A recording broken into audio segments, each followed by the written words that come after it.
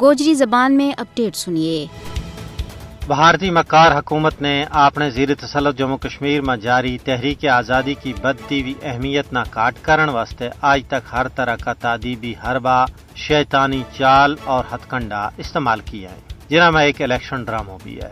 بھارت ایک باری پھر کشمیر میں الیکشن ڈرامو رچا کے بین الاقوامی برادری کی اکھیاں میں توڑ کلن کی ناکام کوشش کر رہی ہے کہ کشمیر میں سب کچھ نارمل ہے، حالانکہ کشمیر کی زمینی صورتحال بھارت کا ان دعووں کو پول کھول رہی ہے۔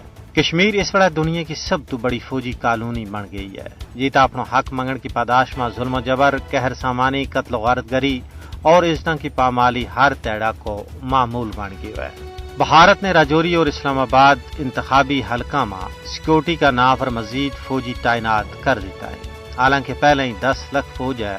اس کی موجودگی میں الیکشن کس طرح آزادانہ اور منصفانہ ہو سکیں، یہ ایک فوجی آپریشن اور فضول مشق ہے۔ بھارت انتخابات کو ڈرامو رچا کے جد و جہد آزادی کا وارہ میں حقیقت نہ مسخ کرنا چاہتا ہے۔ بھارت کی طرفوں الیکشن ڈرامو رچان کو دوجو مقصد 5 اگست 2019 کا غیر قانونی اور یک طرفہ اقدامات نہ قانونی حیثیت دینی ہے، لیکن کشمیر کی صورتحال پر نظر رکھنے والا سیاسی ماہرین کو کہنا ہے کہ بھارت الیکشن ڈرامہ اور ظلم و جبر کے ذریعے کشمیریوں کی آزادی کی آواز نہ کسی بھی صورت میں دبا نہیں سکتا ہے، کیونکہ کشمیر کا بین الاقوامی طور پر تسلیم شدہ علاقہ میں انتخابی ڈراموں اقوام متحدہ کی ساخنا مجروح کرنے کے مترادف ہے۔